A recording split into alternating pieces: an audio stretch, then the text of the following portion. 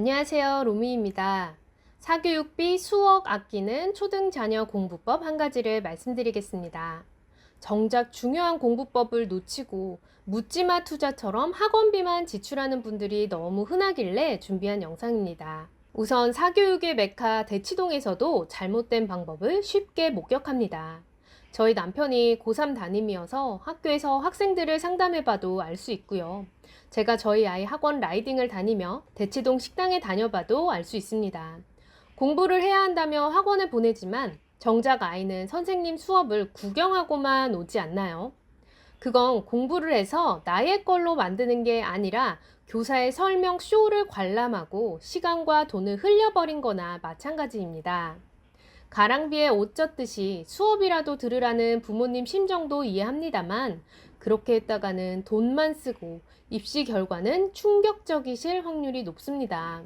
입시 성공의 핵심은 결국 읽기 실력입니다.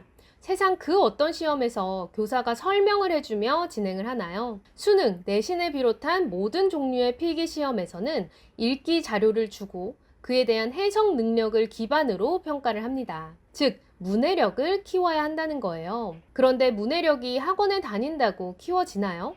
물론 혼자서 잘못된 방법으로 읽고 있다면 학원을 통해 읽기 기술을 일부 배울 수는 있습니다. 하지만 결국 스스로 읽어내는 힘을 길러야만 하는 거예요. 그래서 어떻게 문해력을 키우냐고요? 읽게 해주어야죠.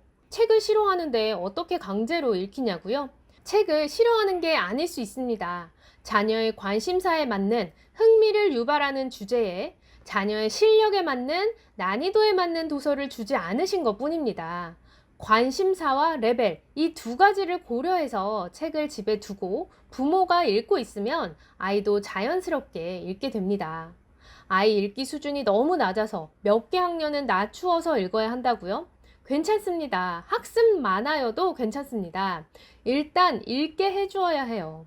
그러다 보면 나도 모르게 읽기 실력이 늘어나서 조금씩 어려운 지문도 읽어나가는 힘이 생깁니다.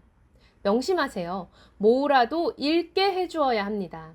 그런데 자극적인 피자, 치킨, 떡볶이 이런 음식들 사이에서 현미밥, 쌈채소, 견과류를 혼자 스스로 먹게 되나요?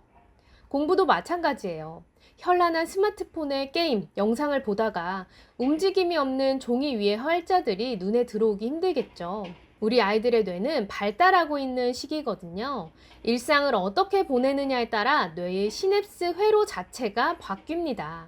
자주 안 다니는 길은 없애고 자주 가는 길만 강화되는 거예요. 그러다 보니 읽어내는 게 점점 더 힘들어집니다.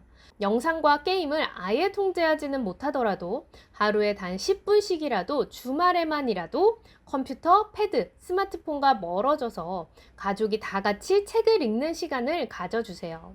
처음엔 지루해도 점점 책의 재미에 빠질 수 있게끔 디톡스하는 작업도 필요하고 맞춤형 도서 제공도 해주세요. 고3 학부모 상담 때 보면 자녀의 입학 가능 대학을 들으시곤 내가 학원비로 그동안 얼마를 썼는데 성적이 이 모양이냐 라는 부모님이 정말 많으세요. 그렇기 때문에 거듭 강조드립니다. 물론 독서를 많이 한다고 해서 무조건 성적이 보장되지는 않아요. 하지만 국어 성적이 높은 아이들은 대부분 독서를 많이 했고 국어 성적이 높으면 다른 과목 성적도 높습니다.